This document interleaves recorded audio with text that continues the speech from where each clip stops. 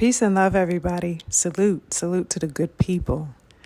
I have an interesting point of view to share today with you guys. Of course, sitting back and thinking about the aftermath of last night's card. So I'll just start here. It has definitely been determined.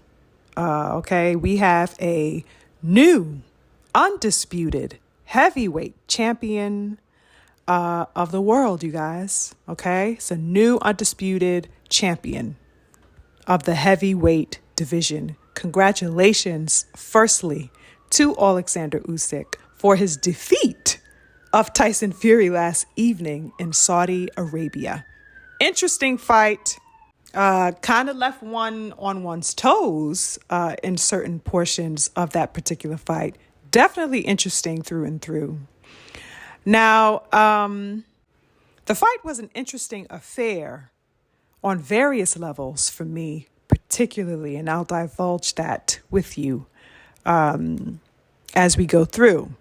Now, the first interesting thing for me was the fight itself. Okay, we can just start there. Fury definitely had some effectiveness in the early rounds, but Usyk was definitely no pushover. Okay, he established some dominance, and I loved the way he was working the body, throwing jabs to the body. I could clearly say that it was definitely a competitive fight.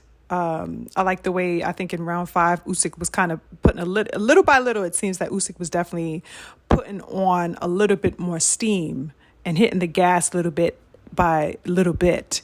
And by round 8, Usyk stepped on the gas, definitely full force. And by round 9, Usyk smelled blood, and he just knocked Fury ass all about the ring. Okay, he just knocked that man around the ring in round 9. And by the close of the fight, though Fury was back on his feet and landing some little shots here and there, by then the work was done. So, of course, we know we got the split decision victory for Alexander Usyk. And both men definitely showed up. Both men definitely showed heart. And that's definitely something that I always want to see as a boxing fan. So shout out to both warriors. They definitely left it all in the ring. And it was interesting. It was interesting. Now, the second thing that I found to be noteworthy about this particular fight was just,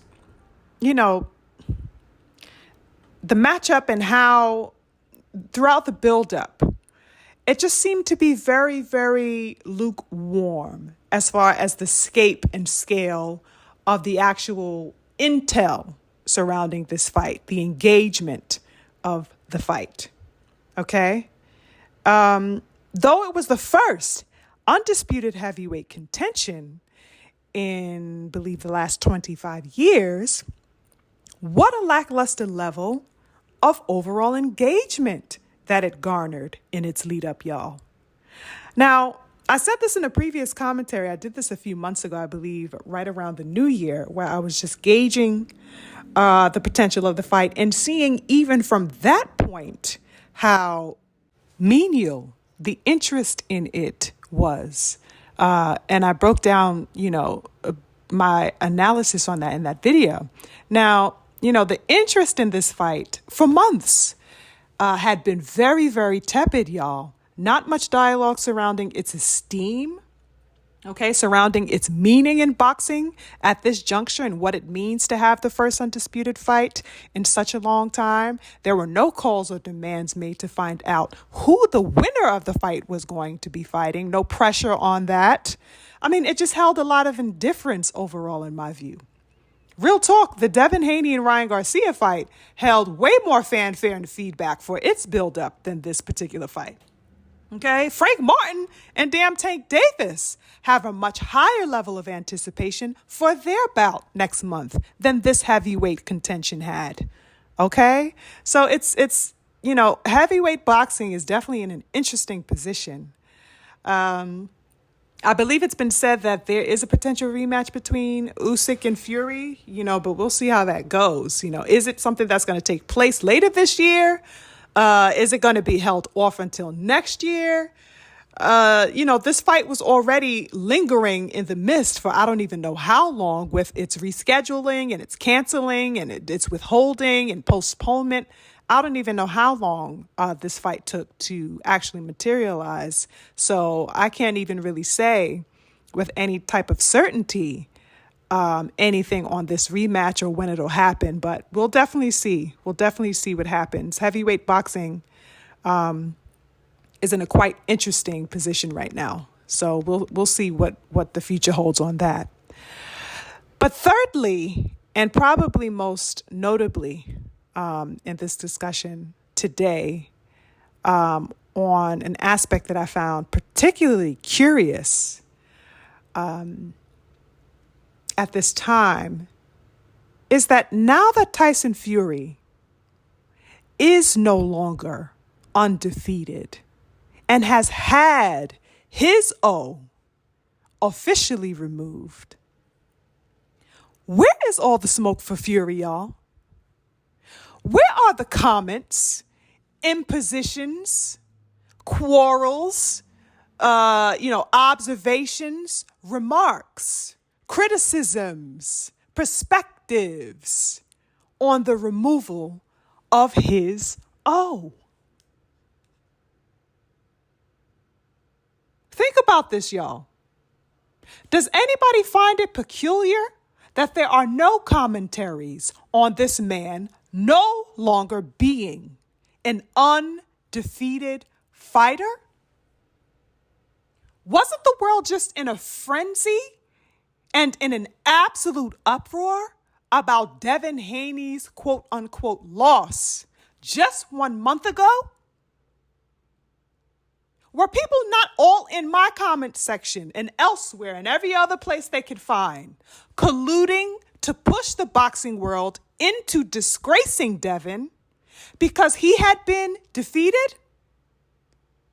Weren't people on the same whole stroll, on the same type of sassy time when it came to Earl Spence Jr. last July upon his first time defeat to Bud Crawford? Come to think of it, wasn't the narrative precisely the same when it came to Deontay Wilder upon his first defeat to Fury? Where is the smoke? Where's the smoke? I'm asking that in all seriousness. I thought it was a big deal when one loses their O. I thought the world was over. I thought all the world would be in a rage when a fighter, any fighter, has an O removed. Where is the smoke? Where is the outcry for Tyson Fury's O? Surely it can't just be applicable to black undefeated fighters, right? Huh? Where is the median here? Where is the defining line?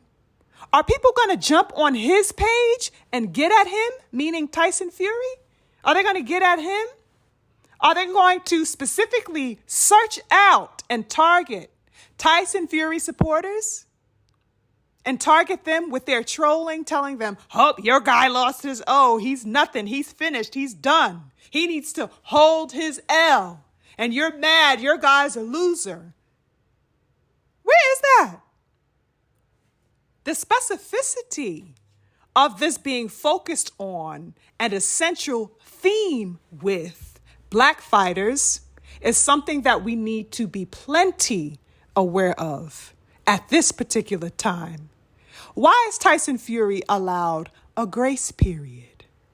No matter what the prevailing thoughts on the matter of his loss are, he undoubtedly is intrinsically being given grace after his defeat.